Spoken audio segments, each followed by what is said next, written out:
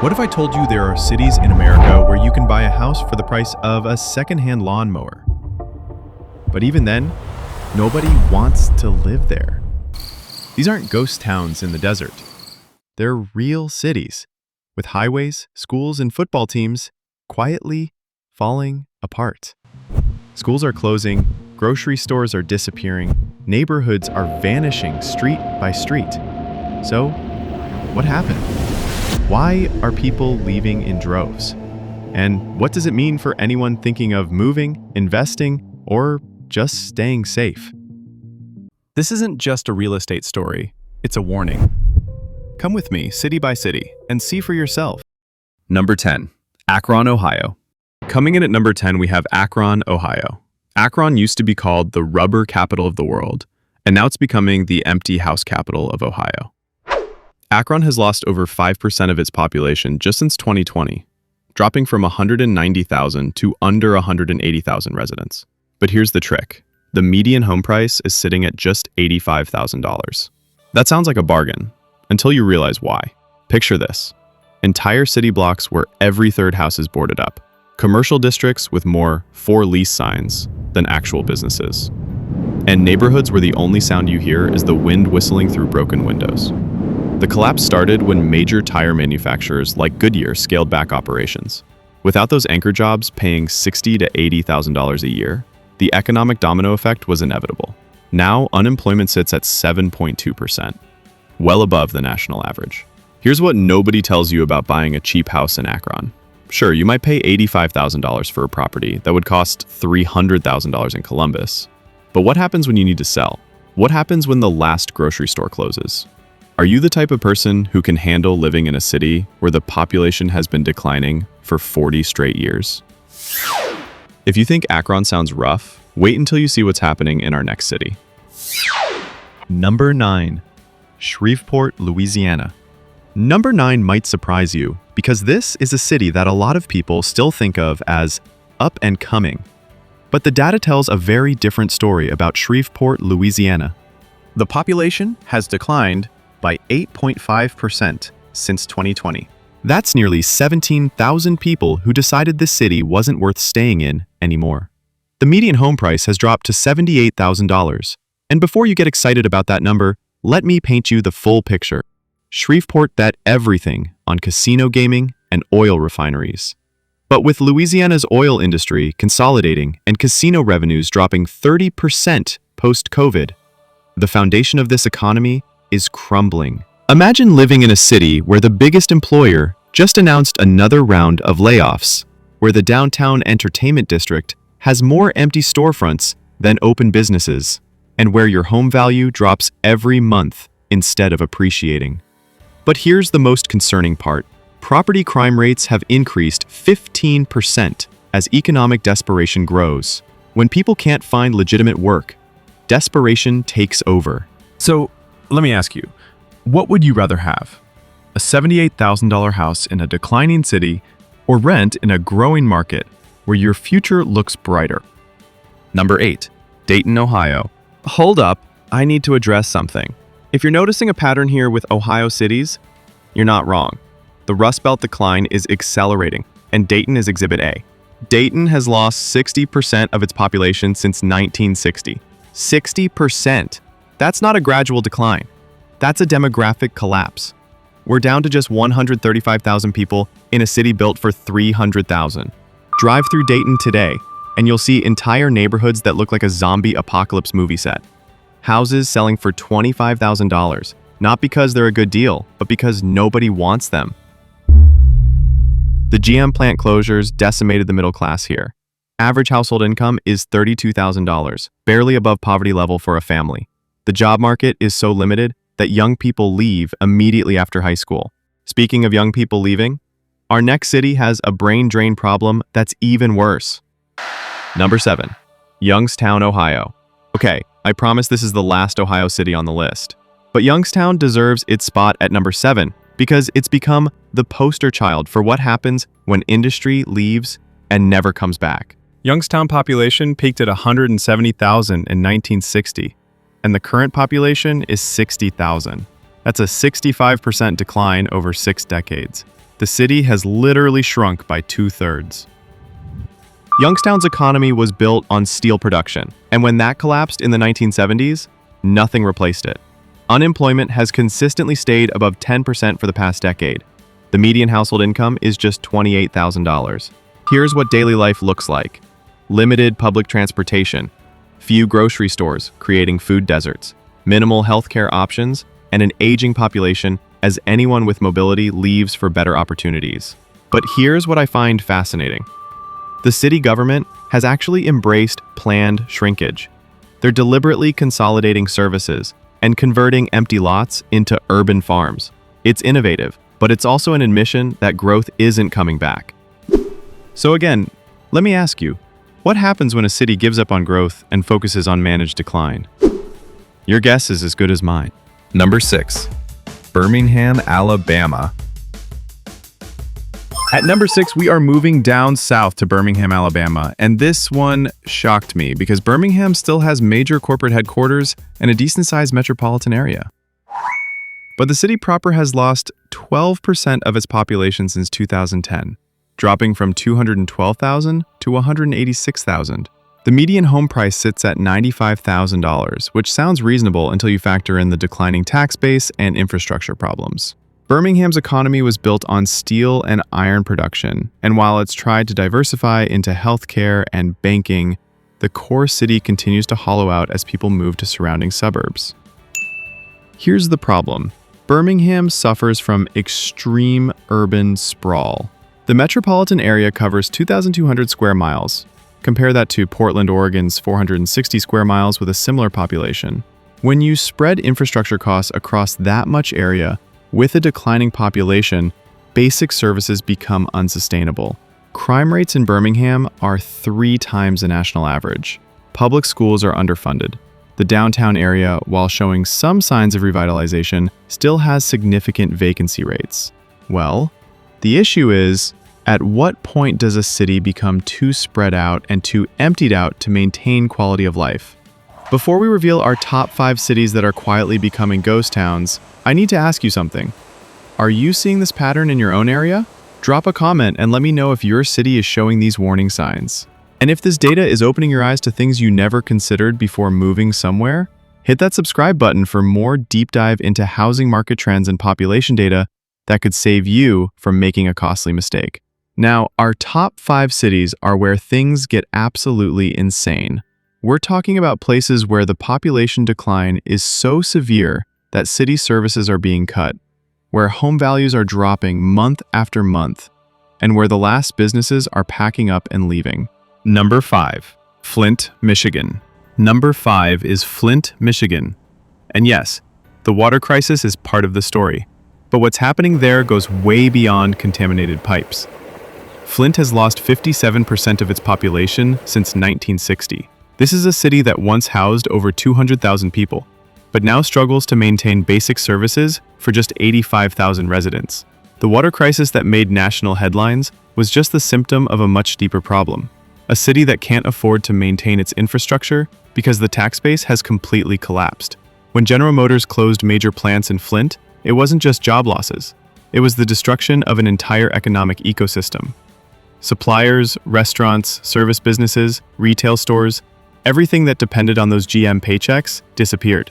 Today, you can buy a house in Flint for $20,000. But here's what that house comes with: potentially contaminated water, schools that are underfunded and understaffed, limited healthcare options, and property taxes that are still high because the city is desperate for revenue. Grocery stores have closed, creating food deserts. Public transportation is limited, crime rates remain elevated, young families with any mobility leave as soon as they can. The water crisis made headlines, but the economic crisis that caused it is still happening. Infrastructure is still failing. The population is still declining. So let me ask you, when basic services like clean water become unreliable, what does that tell you about a city's future? Number 4. Detroit, Michigan. Number 4 is going to be controversial because Detroit has been getting a lot of positive press about its comeback. But let me show you the numbers that the cheerleaders don't want you to see. Detroit peaked at 1.8 million people in 1950, but the current population has plummeted to 632,000. That's a 65% decline. We're talking about a city that has lost over 1 million residents. Yes, downtown Detroit has seen investment and development, but the city proper is still hemorrhaging residents. The 2020 census showed another 10% population decline from 2010. Median home prices in Detroit are around $55,000. In some neighborhoods, houses sell for $1,000, literally less than a used car. But here's the problem. Property taxes are among the highest in the nation, often running $3,000 to $5,000 per year on properties worth $30,000. Outside of the gentrified downtown core, vast sections of Detroit look like urban prairies. Entire city blocks with 1 or 2 occupied houses, surrounded by empty lots where demolished houses once stood. The city has struggled to maintain basic services across such a large geographic area with such a reduced population. Response times for police and fire can be 20+ minutes in some areas. Now, I want to be fair. There are success stories in Detroit. The downtown area has seen real investment. Some neighborhoods are stabilizing. But the overall trajectory is still concerning. Here's what I'm curious about. Can a city successfully shrink from 1.8 million to 600,000 and still maintain quality of life? Number 3, Gary, Indiana. Number 3 is Gary, Indiana, the city that used to be called the Magic City and was once considered the most American city. Today, it's one of the most dangerous and rapidly emptying cities in America. Gary has lost 61% of its population since 1960, from 178,000 residents down to just 69,000. But here's the stat that made me double-check my research. Gary loses about 1,000 residents every single year. Gary was built around U.S. Steel's massive Gary Works plant. When steel production declined and was automated, most of the jobs disappeared. Today, the plant still operates, but employs a fraction of its historical workforce. Gary consistently ranks among the most dangerous cities in America. The murder rate is 10 times the national average, and property crime is rampant because so many buildings are abandoned and unmonitored. Imagine driving through Gary today. Entire commercial districts boarded up, residential neighborhoods where half the houses are empty, and industrial areas that look like post-apocalyptic wastelands. Houses in Gary sell for $10,000 to $15,000, but even at those prices, there aren't enough buyers. The city has demolished over 10,000 abandoned structures in the past decade, and there are still thousands more that need to come down. The school system has collapsed. Gary Community Schools lost accreditation and was taken over by the state. Most families with children leave if they have any way to do so.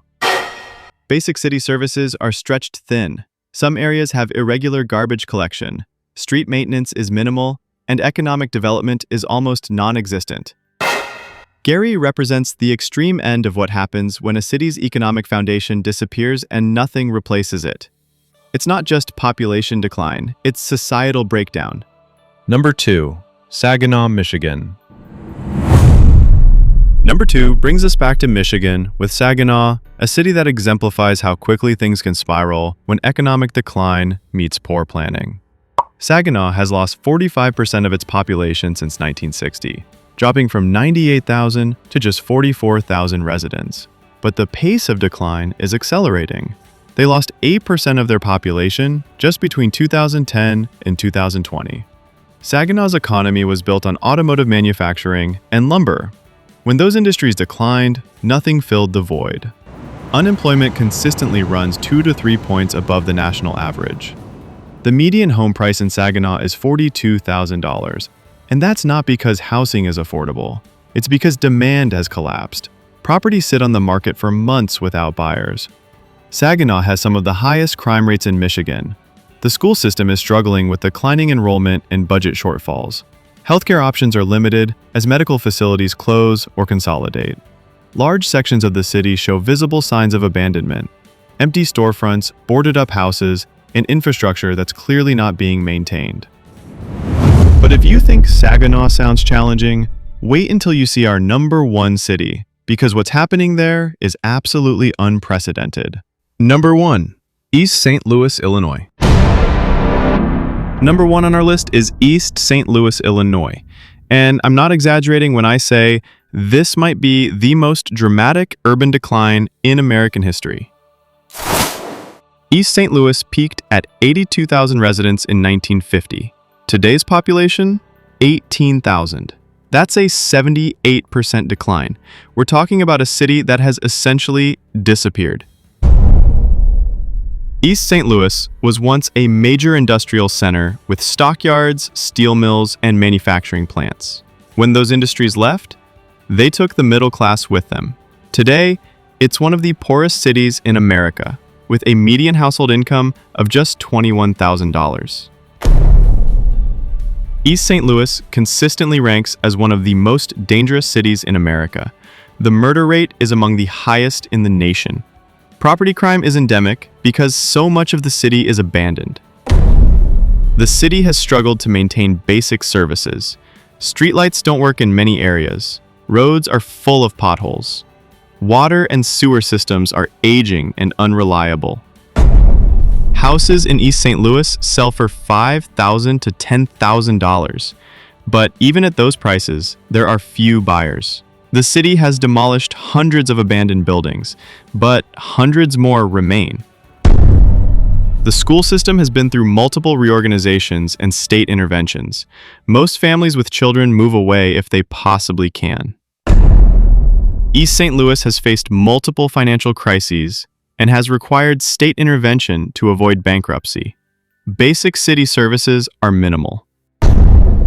Living in East St. Louis today means dealing with limited shopping options, few restaurants, minimal healthcare facilities, and constant concerns about personal safety. The social fabric of the community has been severely damaged. With so many people leaving, social institutions like churches, community organizations, and informal support networks have weakened. East St. Louis represents the extreme end of urban decline, when population loss, economic collapse, and government failure create a downward spiral that becomes almost impossible to reverse. Now, I need to be completely honest with you. Every city on this list has people who love living there and wouldn't leave for anything. There are pockets of stability, community organizations doing amazing work, and individuals who are working hard to turn things around. But if you're considering relocating to any of these areas, you need to understand what you're getting into. Low housing prices can be tempting, but they often reflect real challenges with infrastructure, services, safety, and economic opportunity. These aren't places where you can expect rapid home value appreciation, easy resale, or robust job markets. If you move to any of these cities, you need to have a plan that doesn't depend on those things. If this opened your eyes to warning signs you should watch for when considering a move, hit that like button and subscribe to Move Smarter Global. We post new analysis every week about housing markets, population trends, and economic data that affects your relocation decisions. So, have you ever lived in or visited any of these cities? What was your experience? Are there other cities you think should be on this list? Please drop your comment and let me know. And if you want to make sure you're moving to opportunity instead of from it, check out our videos on 5 cities that are quietly experiencing massive growth that nobody's talking about yet. Trust me, you don't want to miss that one. Some of these places are still affordable, but that window is closing fast. Thanks for watching and see you in the next one.